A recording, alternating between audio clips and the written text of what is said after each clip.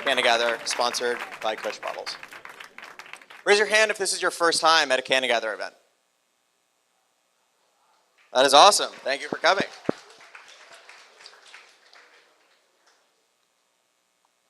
And naturally, who has been here before? Keep those hands.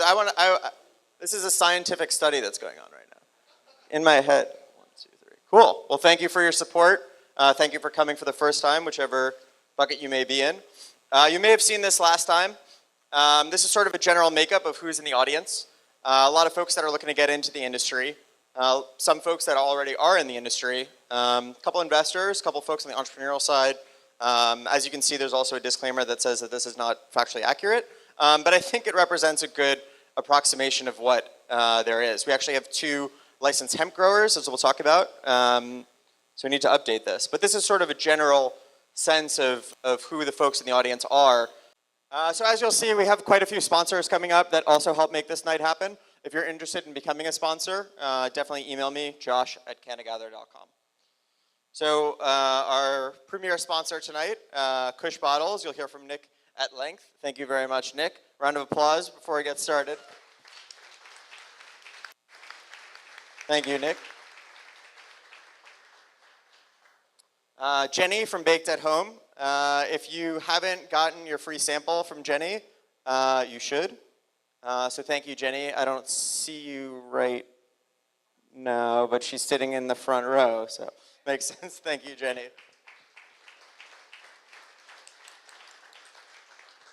So Good Earth Organics. Tim and Tim, are you guys coming up? There you are. You want to come up and say a couple words? Sweet. Welcome to New York. Thank you for your support. Thanks, Josh. We have a big pile of soil outside. That's our free sample, so on your way home tonight, you can grab a handful. But I'm Tim Clark, and this is Tim Bryan, and we own the largest organic soil maker in Southern Oregon. It was started 10 years ago. All cannabis in Southern Oregon is grown in purchased soil, not in native soil. And we have a number of sites where we mix soil, as well as we retail our soil, as well as other soil amendments. About 15 to 40% of the cost of a new garden is the purchasing of soil. So it's very important for anybody who's starting to grow cannabis to purchase soil like ours.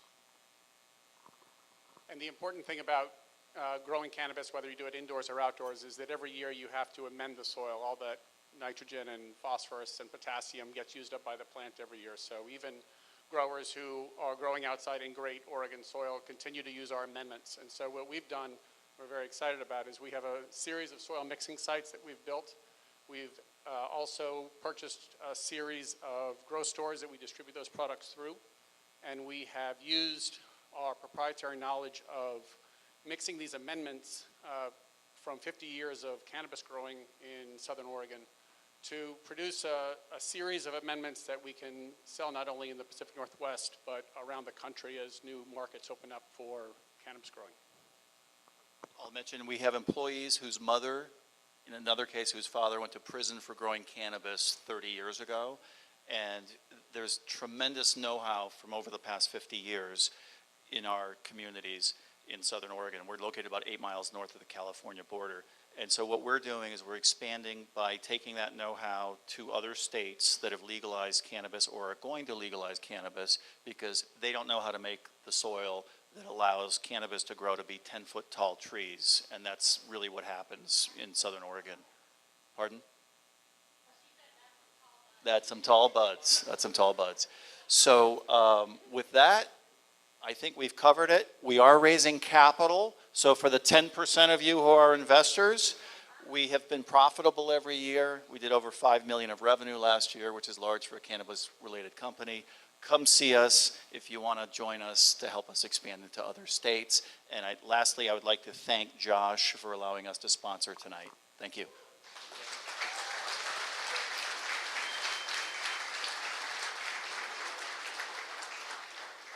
So I'm glad only the accredited investors in the room heard that part about fundraising, right? No one heard it? Cool. Don, don't kill me. Thank you guys so much for flying in. Hampton's Medi-Spa. So Liz couldn't be here tonight, but she's been a sponsor and support of ours for about a year, sort of the easiest pitch. If you're looking to get your patient card, hamptonsmedispa.com. It's really that simple, hamptonsmedispa.com. Craig from Your CBD Oils, as always.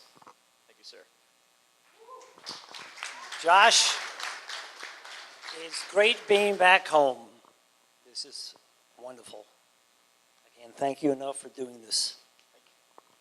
All right, my goal is to educate the world about the benefits of hemp and also to heal the planet with hemp. There's over 25,000 uses to hemp: food, medicine, clothing, paper, and more important, the medicine. CBDs from hemp are the elixir of life. You want to restore your health, sleep better, lower your anxieties, have a good appetite, have wonderful thoughts before you go to bed, and you want an overall health protector, use CBDs.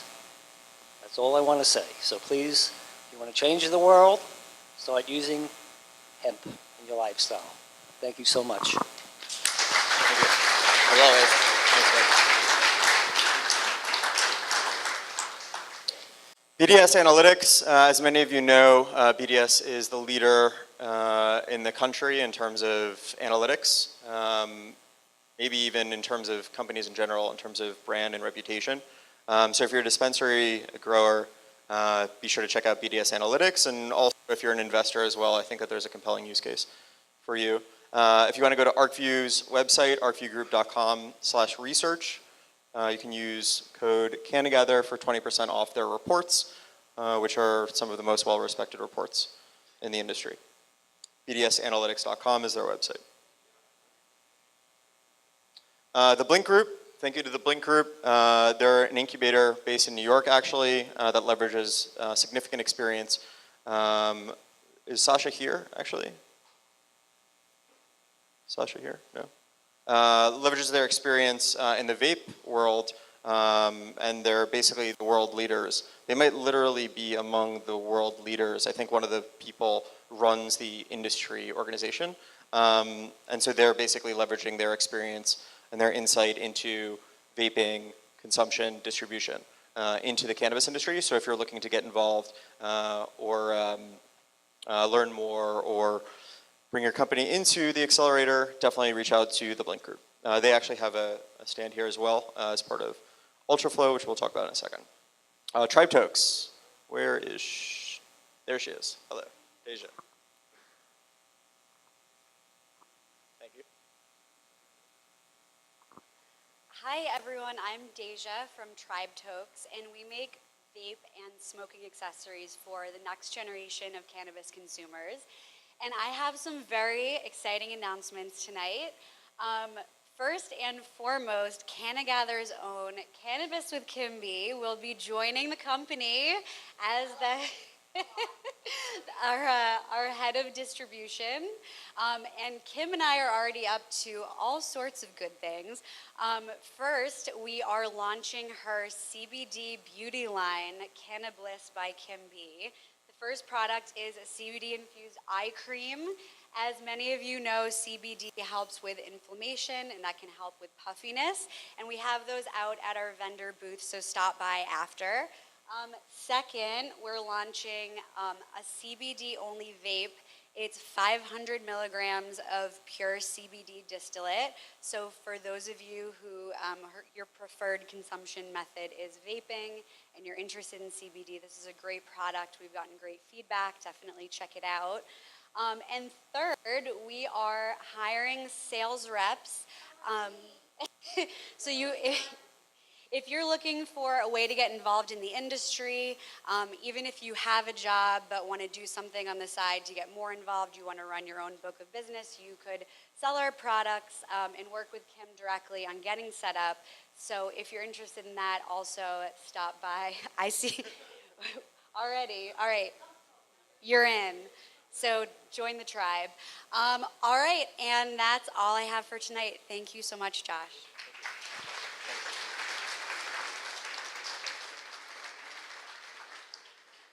So Deja brings up a really good point. Many of you are looking to get into the industry part-time or full-time.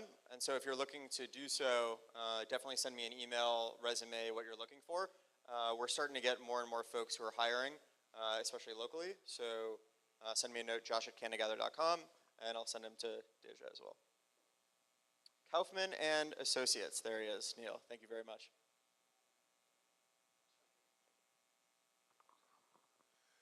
Good evening, everyone. Welcome, and thank you, Josh. My name is Neil Kaufman. I'm the managing member of Kaufman and Associates. We are corporate and securities counsel to the cannabis industry. We call ourselves corporate cannabis lawyers. What does that mean? Well, we've participated in over $150 million of cannabis industry financing transactions alone over the last several years. We represented the lead investor group in BDS Analytics, for example. We represented one of the investor groups in Ease. We represent a number of industry investors. That's just two examples of many. We represent many companies in the industry, including some you'll be reading about over the next couple of months as they hit the public markets. It's been a really exciting time for us. We are just thrilled to be playing a role in the growth of this wonderful industry, of which we are all a part, or in some cases want to be a part. It's really a phenomenon in this country to see an industry with this kind of growth that can do this much good for this many people. And we are just so thankful that Josh can bring this to New York on this level, like we have here tonight, and that we can be a part of it. If we can help you, whether it's raising money, buying businesses, structuring corporate groups, commercial contracts tailored for this industry, which is not the same. We are not criminal defense lawyers. We are not general litigators.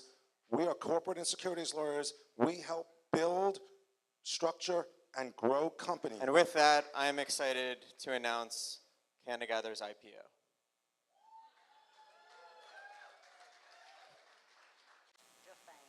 True Terpenes is an amazing Oregon-based terpene company where they provide terpenes for companies that make oils and different things. Terpenes is actually what makes you feel differently from your high. So if you consume THC or CBD and you have a terpene profile, that's actually what creates, like, if you feel sleepy or if you feel awake. Ben's terpenes are the best. I know this because I use them for my aromatherapy. And so I highly recommend that you check out their Instagram, which is True Terps. Is it True Terpenes or True Terps? True Terpenes. Check them out. Thanks. So True Terpenes. And if you bug Ronnie, maybe he'll give you free samples. Canna Planners. Is Canna Planners here? Canna Planners? They're not here? Okay. Well, as you can see, they're an agency that can help you with all things web marketing and design. So if you're looking to throw your website up there, create some marketing material, or just try to figure out how to get started, they have a ton of experience in the market. So cannaplanners.com. Dr. Hartridge's Healthcare Solutions. There she is. Dr. Caroline Hartridge. Thank you. Thanks for having me. Nice to see you all.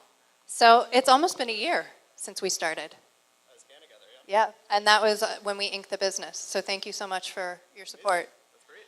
So last summer, I started Dr. Hartridge's Healthcare Solutions, and we came to CannaGather when it was still with High New York. And here we are, moving forward. And thanks to all of you and your support, we have grown our product line from initially just Breathe to Eat, Soak, and Topical. And we have a new product coming out this fall. And we are also looking for sales reps. So if you're looking to make a little money and you feel like you want to help people in your life connect with products you believe in, our products are evidence-based. They're from the earth, for your health, and I believe in everything we put into them. Better late than never. Happy Kit is happiness in a kit. It's your all-in-one 420 smokers kit. A couple years ago, I was losing all my products, and I was like, I wish I could just go somewhere and buy a kit that had everything I need so I could be ready all the time. And I searched the web and the stores, and there was nothing out there. So I decided I'm going to create it. That was a lot harder than I thought. It took like 10 months till I got my finished product. I ordered 1,000 of them, and they were gone within like a month, just from online. And then, thank you. And then Happy Kit was born, and now we sell to stores, dispensaries, all over the world. So, and we're just growing. So thank you guys. Pleasure. Thank you, man. Thank you. That's the dream right there. That's the entrepreneurial dream right there. Well done. Reshape Wealth. I'll let you sort of read it. I want to be very specific. Specificity is good, right, David? David Cran standing right there. Hi, David. Round of applause for David. So David is a private wealth manager. He's also been an advisor of mine for the past year and a half or so. So if you're looking for someone who can be a friend, a confidant, a mentor, David has been completely invaluable to me personally. And I don't have enough money to have a private wealth manager. But in the event that you do, David would be a great person to speak to. And I've received positive comments from people that I've referred to him as well. In addition, David has been very active in the investing space for the cannabis industry, early stage, up to IPO, and companies that are about to IPO, and has a strong investor network. So if you're interested in getting involved on that side of things, in addition to the private wealth side, David Crayons is your guy. Thank you, David. CWCB. Raise your hand if you're going. Cool. So CWCB is the largest cannabis event in New York annually. And we are fortunate enough to have a 20% off code, CG20. We will have a booth as well. So if you are interested in basically seeing many of the companies that are based in and also around the country, be sure to check out CWCB. I think it's definitely worth checking out. Especially if you haven't gone to a larger scale cannabis conference. It'll give you some pretty amazing perspective about where things are. I mean, I'm pretty pumped about this. This is awesome. So thank you all. There's probably 10 to 20x the number of people, if not more, that go through CWCB. So it's pretty impressive. Thank you to our other sponsors as well. The Highly recently launched publication, Work, which can help with all of your employee and HR SaaS needs. Casa Verde Capital, Snoop's venture capital firm, who's also on our board. Ultraflow, you've probably seen them out there as well, distributed by Puffmen. 3Win Corp, Eric, thank you very much as always. Brinkman, Catherine is here, there she is, hi, in the pink shirt. Vortex Power Fans by Atmosphere, Splash, which is our event management company that you bought the ticket through, and Creedol Law Firm. So this isn't just me, right? There are many people that you've interacted with already tonight, plus probably 2 or 3x that who helped put this event together. We definitely couldn't have scaled from probably like 100 people last year with 5 or 6 people to now we're 300 people, so which is pretty cool. So as you can see, there are a lot of people involved, and then Mona, Eric, and Tim, I need to add their faces. If you go to the website, they're there though. So a round of applause for everyone on the team. Thank you so much. Thanks, Ronnie. And without further ado, Cannabis with Kim B.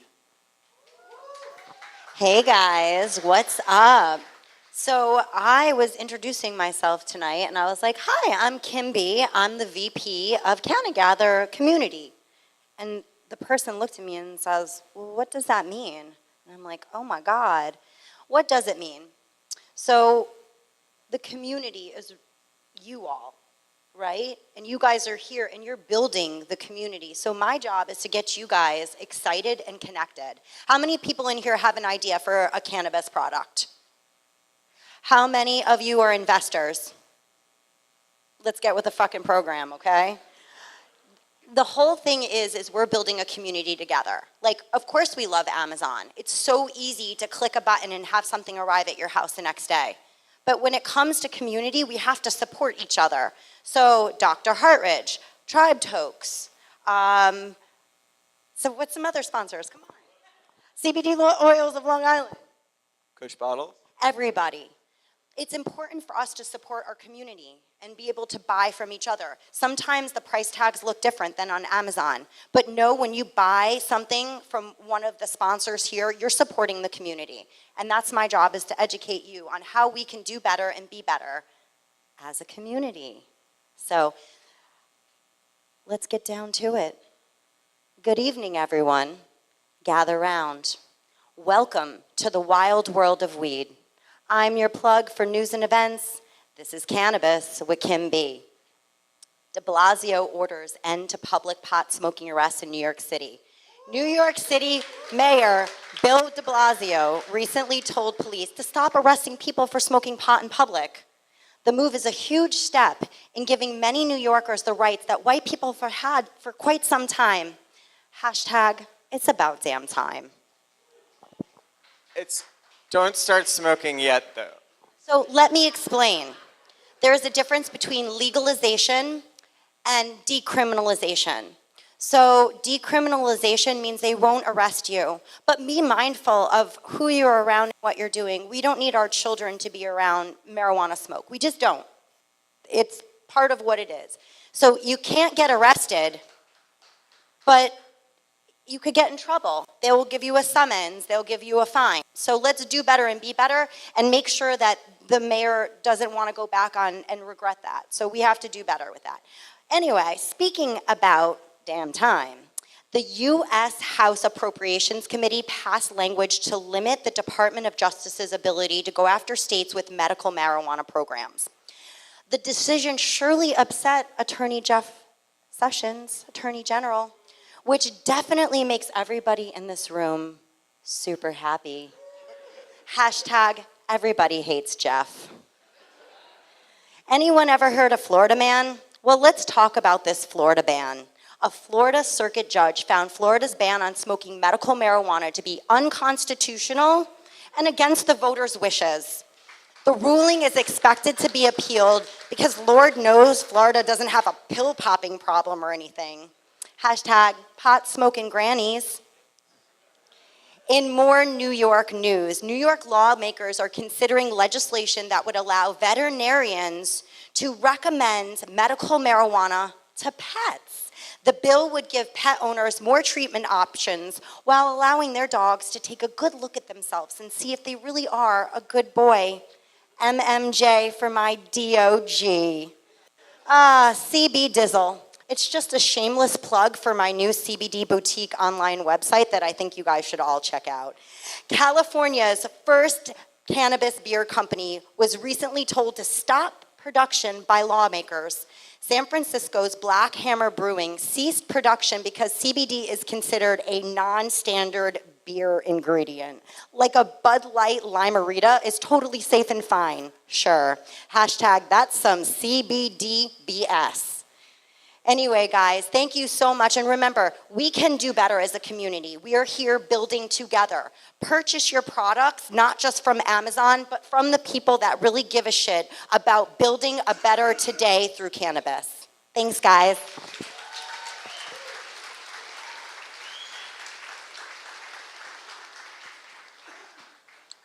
Yeah, just to underscore Kim's point, which I think is a really important one, is this hopefully isn't just a one-off thing that you guys come to and you're like, oh, this is interesting, like Josh is pretty funny, like, you know, maybe I'll come back, maybe I won't. This is really about forming a cannabis industry community, so it's about buying and working with retailers and also helping develop each other or developing yourself. Like, hopefully we can be of help as CannaGather. Hopefully other people in this room can be of help. Hopefully you can find partners, mentors, and whatever you need through this community and build towards that together. So we're going to try something different over the next week or two. We're going to send a newsletter along the lines of Kim's Cannabis with Kim B, with a lot more information about what's going on in the industry, more than just sort of like, hey, buy a ticket to the next event, because it's going to be awesome. I promise I will send you those too, but check out for the CannaGather newsletter coming up. In particular, speaking of not telling you to buy tickets to the next event features the founder of the NCIA, the National Cannabis Industry Association, Aaron Smith. NCIA, pretty incredible. So be sure, June 19th, it's gonna be right here where you're sitting. You can probably just stay for like a month, and Galvnize might kick you out, but like they probably won't if you're friendly to them, because they're very nice. So come back here, June 19th, to see Aaron Smith. Until midnight, you can use code NCIA for 50% off the early bird, so it's actually $10 tickets. NCIA is a nonprofit organization, and we don't really have a lot of money, so we do what we can to support. We want to get a lot of people out and educated, in touch with the NCIA. So be sure to check that out. Next event, .cannagather.com. So one thing that you might notice is that says CannaGather NY. So we will be having CannaGather NJ, the first event, CannaGather NJ, Tuesday, June 26th at the Tap House, featuring the founder and COO of MPX Bioceuticals, Elizabeth Stavola. So if you live in New Jersey or are interested in what New Jersey is doing, which you should be, then be sure to go to cannagather.com/NJ/June 2018. If you don't believe me, ask this guy, Ronnie, who's going to be the founder of CannaGather New Jersey. Ronnie is born and raised in New Jersey and talks about New Jersey all the time. I'm actually surprised he comes into New York. I think he's just sort of waiting to bring us over there. June 26th, it'll happen. CannaGather Florida, the one and only Jonathan Goodman is sitting right there, and he's going to be launching CannaGather Florida. So round of applause to Jonathan Goodman. So I know it's a little bit further of a trek, but you know, flights are pretty cheap. I think you can probably stay at David's relative's house in Florida, or with Don in Florida. But you know, you basically have two amazing options for the week after CannaGather New York. You can hang out with Ronnie in Jersey City, or you can hang out with Jonathan Goodman in Florida. So you might not go to Florida. If you know people in Florida, then tell them about it.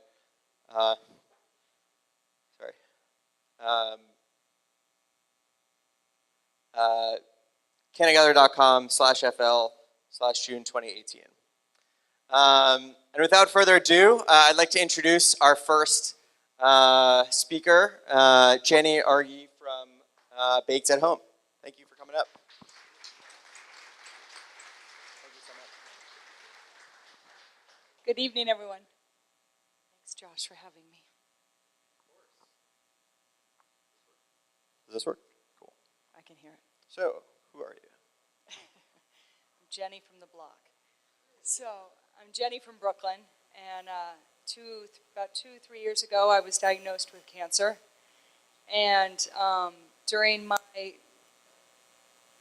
journey to avoid opiates and avoid pain medication and heal myself, I couldn't find too many healthy alternatives to the pharmaceuticals that were being offered to me. So I spent 15 years designing and manufacturing modern children's furniture that was green and organic. So I had a lot of experience with product and development of product and manufacturing. So I decided to design a baking mix that was gluten-free, cacao chocolate, and could absorb canna oil. It had all the extra protein that was needed during my recovery. So I started with that product. And then after my cancer spread pretty quickly, I ended up having a double mastectomy and was told to go on a drug called tamoxifen. And after researching tamoxifen, one of the side effects was cancer. So I decided that wasn't a good alternative. So I started researching CBD and discovered that high CBD diet does not, cancer doesn't like to adhere to mass. So I designed products from cooking oils to baking mixes, topicals, tinctures, everything food-based. Sort of like what somebody was mentioning before, that during Jamestown it was soap to rope. It was illegal not to grow hemp. And I wanted to bring it back into the lifestyle of cooking and eating and living and whole plant, whole body. So that's where I am today. And I've done a lot of research, and I've really fought hard in New York, and just recently was granted the license to be a hemp processor and manufacturer in New York.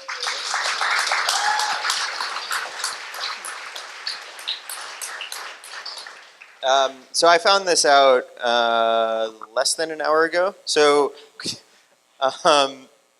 what is the process by which one applies for and gets a license? So when you asked who was interested in developing products, so it's a wild west right now. You don't know what's legal, what's not legal. Obviously it's all illegal. It's all Schedule 1 pretty much.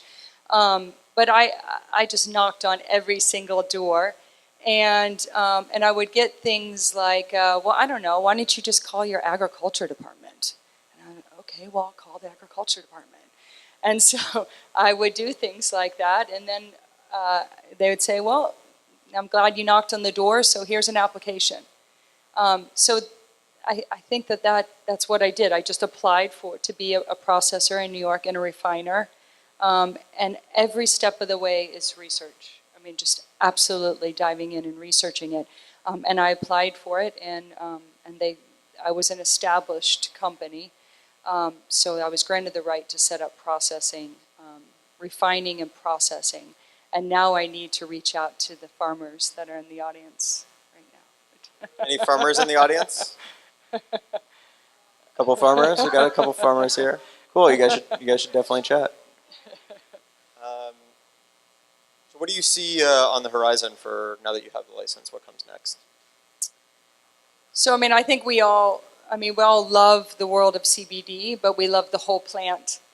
And I think the whole plant is what we're fighting for. So somebody like me, I'm a mother of 3 and a cancer survivor, and I would love to sort of champion THC in the state, demystify the stigma of it. So as much as I, pay homage to the farmers of New York and all of the people that have continued to pave the way and have been incarcerated to keep it a plant that's used for medicinal and recreational reasons, I hope that my image will resonate with a lot of people, that it's an alternative. When you say your image, what do you mean? I think the image of being a mother of 3 and non-threatening and not the bro mentality, and so. And then how have you seen that sort of play out during your career? How long have you been in the cannabis industry? 3 years. And then how do you think that has sort of played out thus far? Well, when I first stepped onto the scene, and maybe did you and I meet at the MJ Biz conference 2 years ago, or was it last year? Last year, but we were on the phone the January before that. Yeah, so I launched 2 years ago at the MJ Biz conference in Las Vegas. And when I set up a booth, remember I come from modern children's furniture, so I set up this modern booth with all of these guys that were selling, lab equipment and processing equipment and very bro mentality, and everybody definitely was keeping it green in the convention center. And they didn't, who the hell is this lady? Who's this Martha Stewart that just stepped onto the scene? So I was refreshing to a lot of people that, I was just an alternative to the other side. That everybody is doing this, and everybody can do this. And change the lifestyle from. Other than like the bro culture, what would you say are some of the most interesting or surprising things that you've encountered in the cannabis industry? I have a group of women in Georgia, a prayer group of octogenarian women in Georgia that pray for me not to go to jail. Just very briefly, my sister says she has to leave, but that's my sister. So my sister is actually one of the main reasons why I'm in the cannabis industry in the first place. So just quick round of applause for Jenna. Bye, Jenna. I was going to give her a shout out in like 10 minutes, but she came all the way from Long Island, so thank you, Jenna. All the way from Bye. Long Island. Well, it's kind of, it's like, yeah. I mean, she lives in Santa Barbara, so technically she came from Santa Barbara. By Long Island. What was that? She said something. My sister's much cooler than me. So most interesting, most surprising thing that you've seen other than that? Well, I think the most surprising is the gray of legality. You know, right now I'm doing co-packing. I'm designing my products, but I'm having them made in Kentucky. And surprisingly, that's not a medical state. It's not a CBD friendly state. It's obviously not a rec state. But yet, and another surprising, under the protection of Mitch McConnell, lovely Mitch, I am protected to manufacture and ship across state lines. So that's surprising because you know it's federal versus state, and there's a lot of gray that people don't know that's happening right now. So if you're affiliated with the hemp pilot program, you get a lot of get out of jail free cards. So you're saying if the Senate Majority Leader represents a given state, that state can operate, and that's okay. It helps to be Mitch McConnell. It helps to be Mitch McConnell. Don't we all wish that we were Mitch McConnell? I'm Mitch. No. Well, he did help with the hemp bill at least, so thank you for that. A couple other things that we should discuss if you're watching this, Mitch. Any questions that some of you in the audience have to an entrepreneur who built our brand, started here in New York? Are you from New York? I'm originally from Kansas City, Missouri. So she's from New York. She's from Kansas City. Now she's in New York.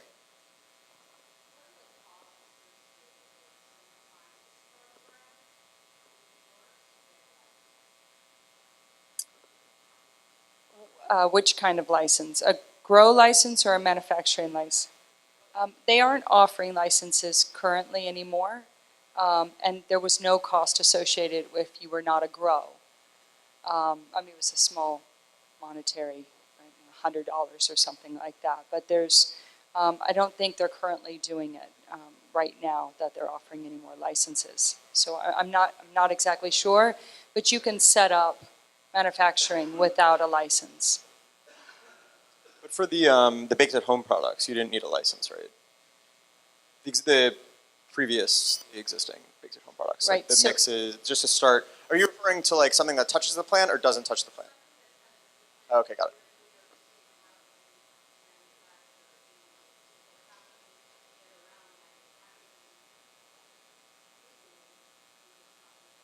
The question is, how do you touch the plant in New York without a license?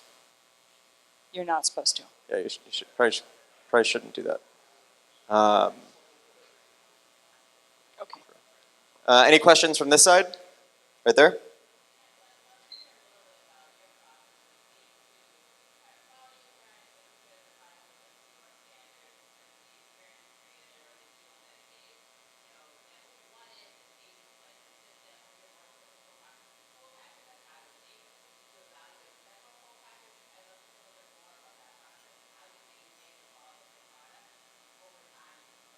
You guys hear the question over there?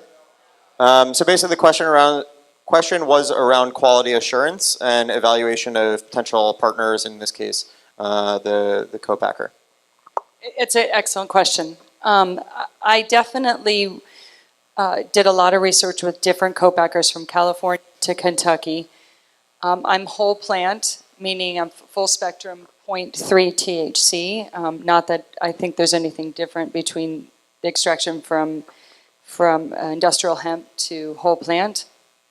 But I required lab tests on everything, and it was very important to me that who I was manufacturing with was pesticide-free, meaning the soil was also pesticide-free. So Kentucky definitely is a proponent of that. So it's, you know, the sort of the biodynamic approach to cannabis as much as you would maybe wine is what that I took. I also did not want CBD coming from other countries because I was worried about the toxicity levels in it and the refining process. So I did. I set out and interviewed a lot of different co-packers and different farmers. And Do you want to come and answer some more Yeah. questions there? absolutely. Okay, so again, like after Nick, we're gonna move right over to Adoro Lay across the street. We'll be there probably like 3 hours. You don't have to stay for 3 hours, but you'll probably end up wanting to stay for 3 hours. So you can ask Jenny all the questions and more. Jenny, thank you so much for all that you do. Much. Thank you.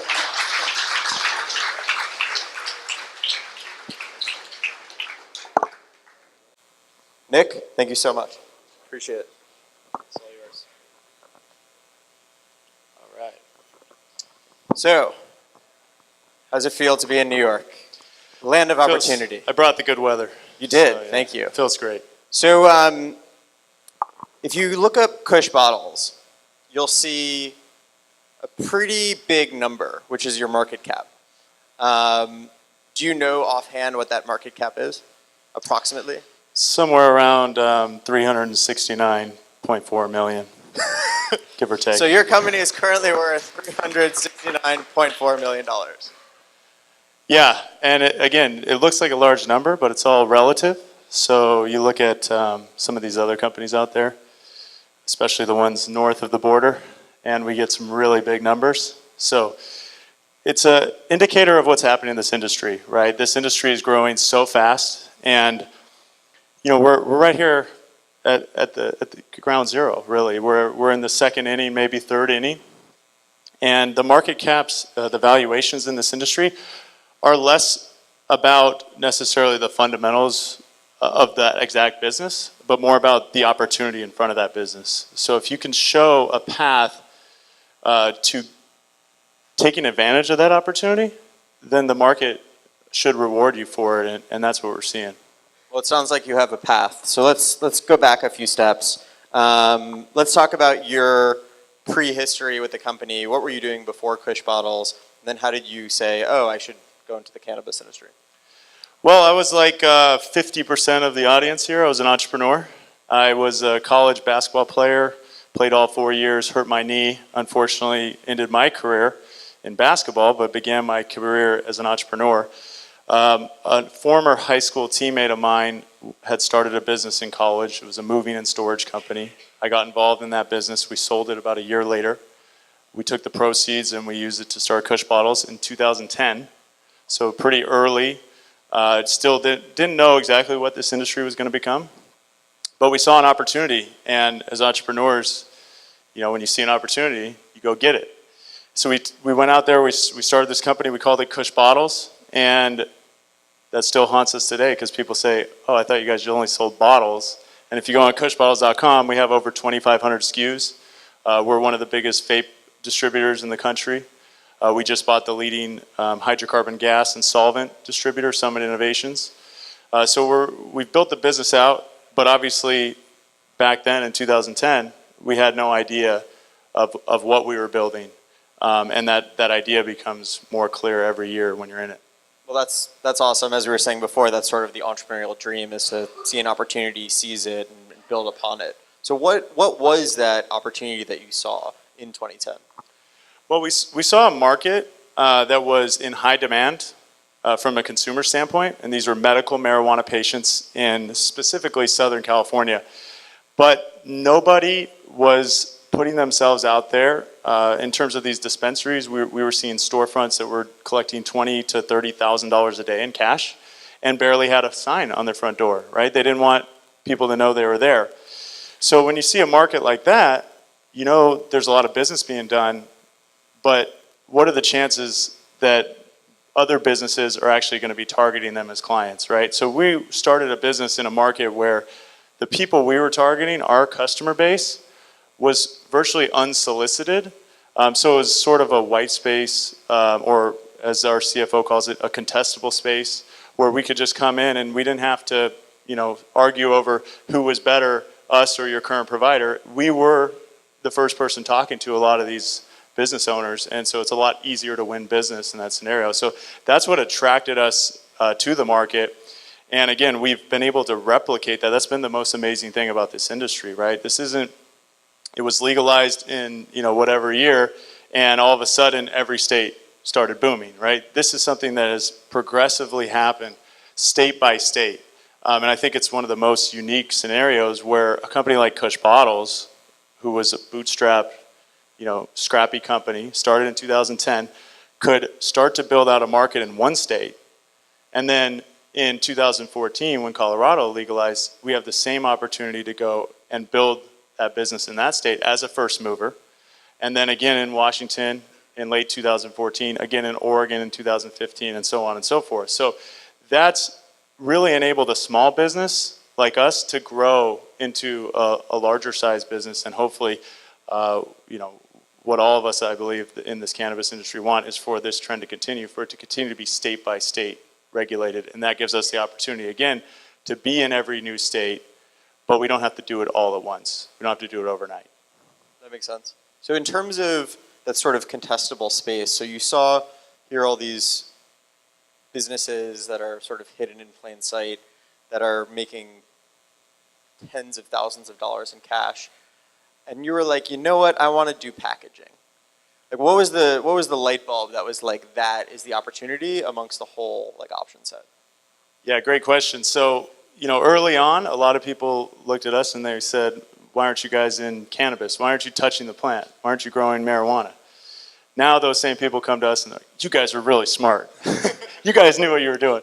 So the truth is we didn't, right? We didn't want to touch the plant because there was a lot of risk involved. In 2010, 2011, 2012, the federal government under the Obama administration was coming to California, raiding people, putting people in prison, state and local, all three.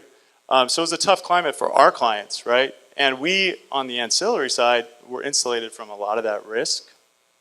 So sort of a risk-reward standpoint, right? That was attractive to us.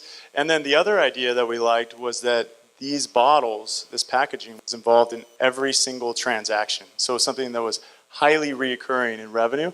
And so as an entrepreneur, all we had to do was go out, land a client, build a relationship, and then it's on autopilot, right, for years to come, hopefully. And a lot of our growth, which has been great about this industry, is not necessarily from us going and getting new clients. It's from the clients that we have growing themselves, right? Everybody in this industry is growing, and so when you're aligned with the right people, you can benefit from that growth.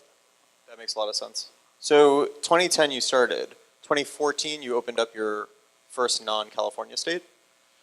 Well, we had to make a guess, and we guessed wrong. So everybody told us Washington was going to legalize, and we only had a little bit of money. So we decided we're going to open up in Washington. We were wrong. Colorado legalized first, and we had to pay the price for that. We ended up having to give out exclusive distribution rights in the state of Colorado, and then we, 1 year later, bought that business. We bought them for a couple $1 million, I believe. But that was because we didn't have the money to open up 2 facilities. So we started in Washington, then we acquired our exclusive distributor in Colorado. We have the 3 distribution centers today. We're opening up in Worcester, Massachusetts this year. I've been practicing that word for like 6 months. Sound pretty good. We're also opening up in Vegas. We're opening up in Portland, Oregon, Humboldt County, Oakland, and I believe Toronto. So we're very busy. When are you opening in New York? As soon as you guys will move things forward here. We're looking at New Jersey, honestly. I think New Jersey's gonna beat you guys, unfortunately. Yeah. But it's all gonna be interesting when Massachusetts legalizes, right? Because we saw this a little bit on the West Coast, but we're very spread out. And so we had Oregon legalizing second to Washington, and what we saw was a expedition from the governor that signed basically an emergency bill to allow sales to occur because they wanted to start bringing people across the river there into Portland. And immediately, I mean, within probably 60 days, Washington had to lower their taxes to try to get some of those people back. And so that's just one small example, but you go up here to Massachusetts and look at all the people that live right around the border. And what you're gonna see is you're gonna see those people driving into Massachusetts, purchasing cannabis legally, hopefully consuming it in Massachusetts and not driving it across state lines illegally. Well, obviously they wouldn't. Yeah. Like, that doesn't even I make don't think sense. they would That do be that. illegal. Why would they do that? But where's all that tax revenue going to stay, right? It's going to be in those schools and in funding those pension programs in the state of Massachusetts. And, you know, I think all of us here are probably a little more business savvy than the people that run our states, but anyone could surmise that that's not good business, right? Good business is let's allow it here and keep that tax revenue in our state. So I'm really looking forward to Massachusetts being a catalyst for the Northeast. That makes sense. So there was one question that I had in terms of the 4-year gap, but now I have two. So one is, when it comes to scaling, how do you think about scaling and growing your business? Is it a bunch of spreadsheets and you're like, this is the math? Or is it like we have these connections? Like what goes through your, or like this is our operating budget? Like what goes through your mind and your team's planning to execute growth? Well, I'm allergic to Excel, so I don't look at spreadsheets. But scale is very important. I wanted to talk about that, so I'm glad you brought it up. I'm from California, and I went to high school in San Jose, which most of you guys probably know is in Silicon Valley. And there's only one thing that we've been talking about in Silicon Valley for the last 2 decades, and that's scale, right? How do you get to scale? And I think for us, we ended up realizing that very early on, that this was an opportunity to build a business that could scale. Now, it's not a technology company, so it's a lot harder to scale because every time we want to double our sales, which we've done for the last 5 years in a row, we've had to literally buy and sell twice as much product, right? It's not like opening up a few new servers, unlocking, Europe or Australia, and you get 1 million users, right? It's very hard. But the reason that we're positioned better to scale in this industry than a lot of companies is because we don't touch the plant. So we're buying a lot of physical goods. They're all ancillary. We can ship them throughout the country, right? Businesses that actually touch the plant, they get no economies to scale. They have to produce whatever product they sell in the same state. So in any other industry, right, you would open up, say, 1 million square feet of grow in Colorado, and then you would ship that product to Washington, you'd ship that product to Massachusetts, and you'd utilize those economies of scale. Here, you can't do that. You can only grow a certain amount. In most states, that product that you do grow has to stay in that state. It's hard to get consistency across different markets, right? So we're seeing it very difficult for the businesses that actually touch the plant to scale. Add on top of that, the lack of capital. And I think that's been the biggest problem here in the United States, is that we don't have capital markets that are effective for cannabis businesses. We're seeing more today than we have ever seen before. It's a vast improvement from a year ago and certainly from 2 years ago as well. But it's nowhere near what we're seeing up in Canada, right, where they have $100 million bought deals. These folks can really invest. They can basically afford to lose a lot of money at the cost of scaling their business. And so here we don't have great access to capital for cannabis businesses. There's no traditional banks lending to the industry. And on top of that, you have this whole issue where there's no interstate trafficking. So very difficult for these businesses to scale. So how we look at our company is we do have some access to capital, right? We're publicly traded under the ticker symbol KSHB, let me add. And we can raise outside capital. We also don't touch the plant, so we appeal to a broader investor base. And so what we need to do is we need to be able to access growth capital. We need to be able to use our stock as currency for acquisitions, which we've done. And we do it all with a real sense of urgency to be able to be in every single market where we see that opportunity, because right now it is about market share, right? It's early days. We want to go lock up as much market share as possible. We want to develop relationships with all of the key cannabis operators in all the legal states. And now's the time to do it ahead of anyone else doing it, ahead of federal legalization, which is going to bring big time competition. So we're really in pole position. So when we look at scaling, we have to look at infrastructure, right? Again, I said we're not a technology company. So for us, I mentioned all the cities that we're expanding to. These are all distribution centers, right? So physical goods have to be stored there. They cost money. We have to hire warehouse people that can pack, pull, and ship. We have to hire salespeople that are out in the field. One of the great things, and I forgot to say, commend you on this awesome event and all you guys who showed up. This is a phenomenal crowd. I really commend you guys, and I think you guys deserve a round of applause because thank you.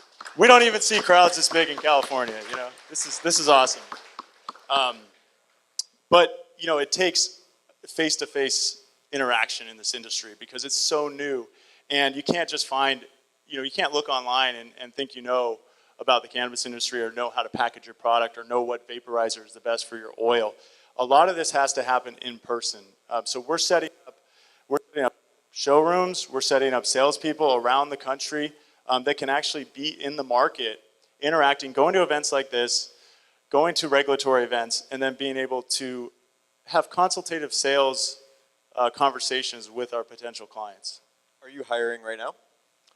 We are always hiring. Okay, so if anyone's interested, again, resumes, keep them coming. Yeah, kushbottles.com, we have a careers page on there. Go ahead and check it out. But you know, we tend to staff most of our people in California. I know it's a terrible place to live, but if you're willing to do that, there could be an opportunity for you. And then the other part of my question was going to be that you mentioned that the reason why you chose Washington instead of Colorado in addition was because you were cash constrained. So currently you're public, you can get liquidity, and you also mentioned that you're a bootstrap. So did you actually raise any institutional or angel money prior? We did not start raising capital until 2014. So started the company in 2010, started raising capital in 2014, and it was interesting. We tested the private markets a little bit. We found out that we weren't going to be able to get enough money, right? So we're doing $1 million in sales. I would have given you money. Thank you. Retroactively. True visionary. So we're doing about $1 million in sales, and if we needed like $500,000, right? That's a lot of money. And that's, at the time, was a lot of money. And if we were to go get that in the private markets, we would have ended up giving up about 50% of our company, right? Which, okay, that's fine. You get the money you need to grow, but how long does that $500,000 really last you? You know, maybe that gets us into Colorado, but what about Oregon? You know, what about Massachusetts? So it was going to be this endless cycle of taking our attention away from the business, going to raise capital, and then being back and worried about dilution and all that. So we looked at another avenue, which was taking the company public. And at the time, there was a lot of companies that were publicly traded. Most of them are not around anymore. Most of them ended in lawsuits and SEC fines. But they had these exorbitant valuations. And you looked at these business models, and they didn't make any sense. And their revenue wasn't there. And really, it wasn't marketable. And I looked at our business, and I said, look, we have revenue, and more importantly, consistent revenue growth.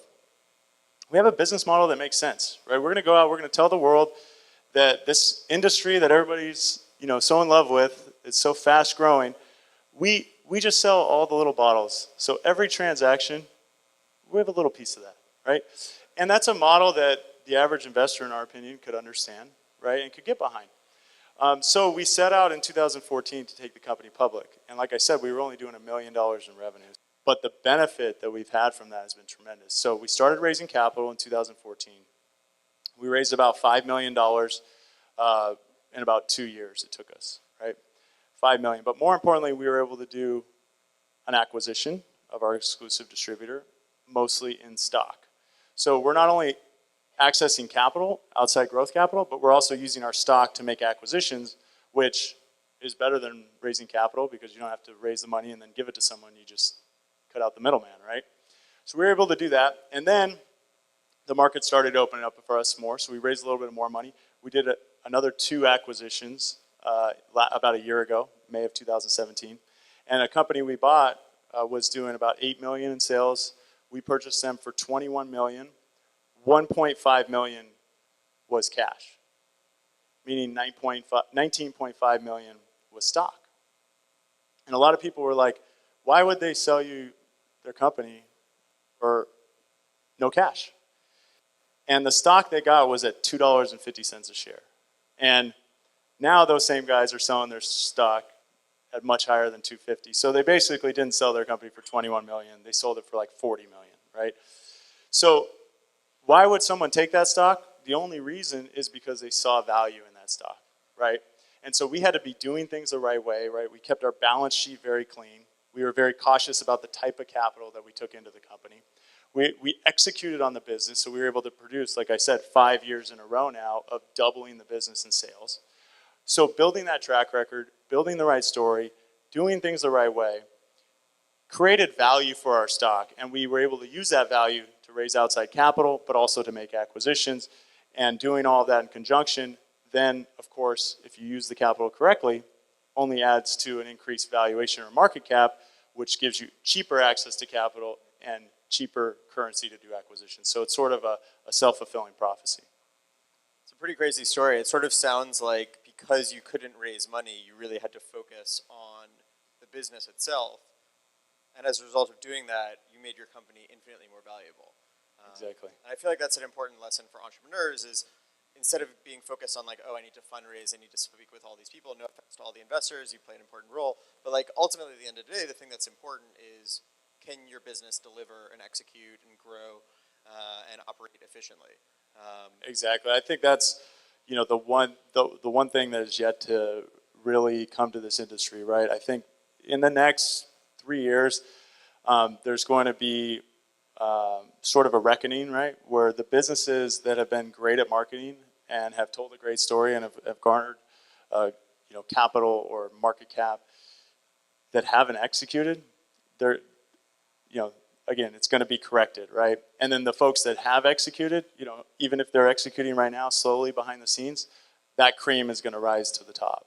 And I think, you know, we're probably at least a year out, but it could be 3 years before we see that happen. But it's going to happen at some point. So that's a great message, I think, to all entrepreneurs. And I think it's something that, you know, we just focused on executing. We focused on growing our business, performing, right? And we're former athletes, a lot of us at the company. Me and my co-founder, we both played basketball in high school together. So we took that competitive mentality, right? And we just went out. We wanted to win. We wanted to win. And we still operate today as if we had a $3 million market cap. Like, it is still so early. And I've seen companies in this industry. There's companies in California that if you would ask me 5 years ago, I would have said that's going to be the winner. They're everywhere. Those guys aren't even around it. You don't see them anywhere. So it can happen that quick. And it's still so early. And again, I mean, New York hasn't even legalized yet. You know, this is a huge, huge market. So we in California think like, oh, California's, you know, the center of cannabis, and if you build a brand here, you're basically the next, you know, Budweiser. Well, it's not true. It's really going to be a marathon here, and over the next 5 years, the real winners are going to be made, and we want to be in that category, and we have even more pressure because of the position we're in. So when we're here and we're a leader, we feel that pressure every day that we have to continue to execute and operate like we're the underdog. Because if we mess this up at this point, it's going to be, you know, 10 times more painful. Well, it seems so far so good. One last question before we open it up. Do you have any, in addition to focusing on the business over fundraising, do you have any sort of other kernels of wisdom for entrepreneurs or operators out there? Well, yeah, I think one thing that's important, and I see this a lot in this industry, is when you're building your business, because it's easy to think about the opportunity in front of you. And we were sort of a victim to that too, because when we started, we called the company Kush Bottles because we saw an opportunity with these pop-top vials, right? In hindsight, obviously the name was limiting, right? Our business has evolved drastically beyond that. But I think what a lot of people fall into is they see an opportunity to build a business, make some money. But that business is going to face significant challenges post-legalization. So I think entrepreneurs, one thing you can really do better in this industry is think about how does my business look post-legalization. So companies that are doing listings like Weed Maps and Yelp Weed Maps and Leafly, are now seeing Yelp list cannabis businesses. So obviously they're pivoting, and those companies have been around and have the resources to do it. But if you're building a business now and all of a sudden Amazon can now sell your product, right? Can you compete against Amazon? What is your business strategy for when that happens? So I think just thinking a little bit ahead, post-legalization, how does my business model look? And I think there's certainly an opportunity to pivot, right? So there, you see a lot of print media companies in this industry, and that's because a lot of digital is forbidden. You know, Facebook advertising, Google advertising, you can't do it. So there's a need for print. But if you're building that print business today, you got to think about, okay, post-legalization, what's happening to the rest of the print industry, and what do I really do with this business? How am I going to transition into the digital age, right? So thinking about that today, I think will be a helpful exercise for a lot of entrepreneurs building businesses. Cool, that's super helpful. Any questions? I know we're running a little late, but any questions for Nick? There's 0 questions. I found that hard to believe. There's one.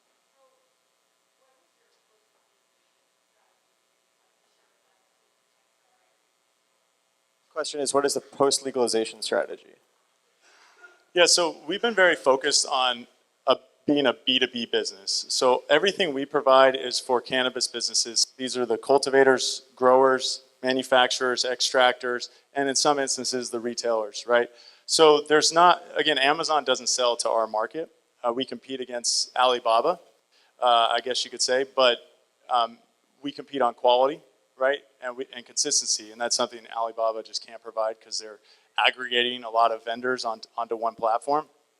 So the value add that we've built into our business model, and then we know that long term, what's going to make our business model defensible is if we're selling products that are proprietary that cannot be commoditized. So we're committed now.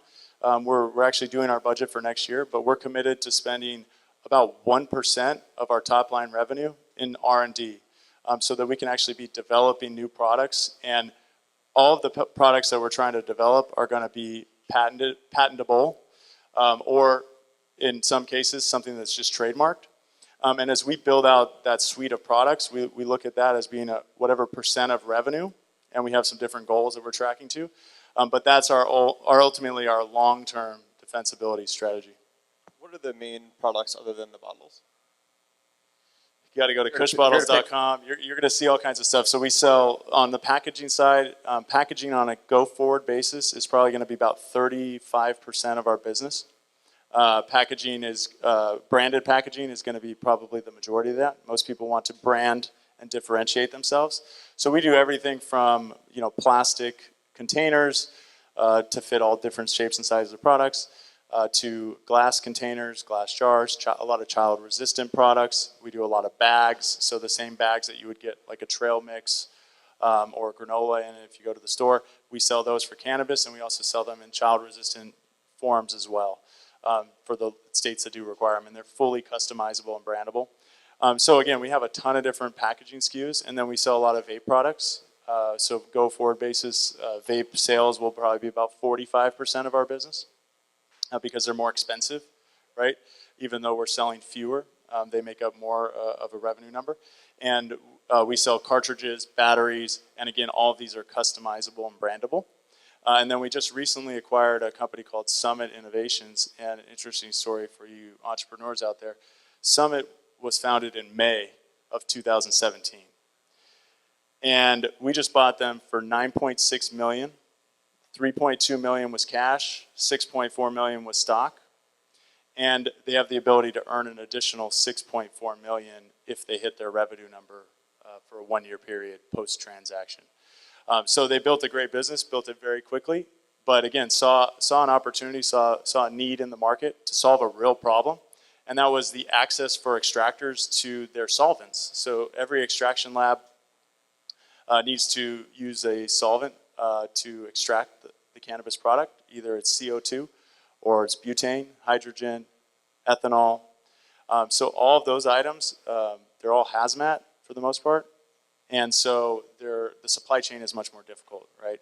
So they built a business model that could directly service the cannabis businesses, which their needs are much more intense than other industries, so they need the product yesterday, and they don't want to pay extra for the shipping. So they built a model that could work with that, and as a result, we purchased them. Now we've integrated them into our platform, and so when we go to an extraction lab, we can offer them everything from the solvents up front that they need to extract their product, to the terpenes that they need to blend with their product, to the vape cartridge that they need to put that product in, to the package that goes on the vape cartridge, and the label that goes on the package.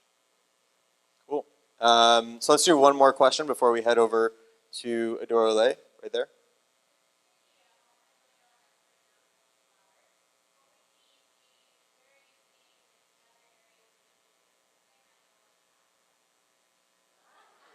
The question is, where is there another $400 million opportunity in the ancillary market? Well, besides the dozen or so that we have on our roadmap, I think, look, there's so much opportunity, and I think if I was an entrepreneur, I would focus on really some of the new emerging technologies or trends. And so the biggest thing I see is and what we focus on is servicing the extraction, and manufacturers, because we see the industry moving away from flower and moving toward concentrated forms. So I would look at that category. I would identify opportunities there. And also for consumers, I think, consumers need to be educated, right? And a lot of people, we see this booming retail. Again, this is an industry that's like kind of going back in time. You got print media, you got this retail. MedMen just started trading today, a $1.6 billion IPO. Yeah, I wasn't going to mention that. Yeah. It's like the whole point is like the largest cannabis company, whatever. Yeah. So, but it's a retail business, right? And the retail sector, I think, two reasons it's doing really well. Number one, regulation, right? Some states don't allow delivery. It's tough to get a license, right? It's not like you can just order, but you can order wine to your house, right? I got to assume at one point cannabis is going to be exactly the same. The other reason is, I think, because people need education, right? So they want to walk into that store, they want to look around, they don't know any of these brands, they don't know the different products and how to consume them. So that is an education piece for them to be able to walk in there and be able to talk to someone. So I think there's got to be a way to fast track that, put that into, I would say, the 21st century, and moving it into an on-demand or some sort of digital education piece. So I think that's probably a unique opportunity. You heard it here, folks. You heard it here first, folks. Are you coming to the after party across the street? I'm just hearing about this. So is that a yes? Why not? Okay, cool. You're in. Thank you. Thank you, Nick. Thank you, everyone.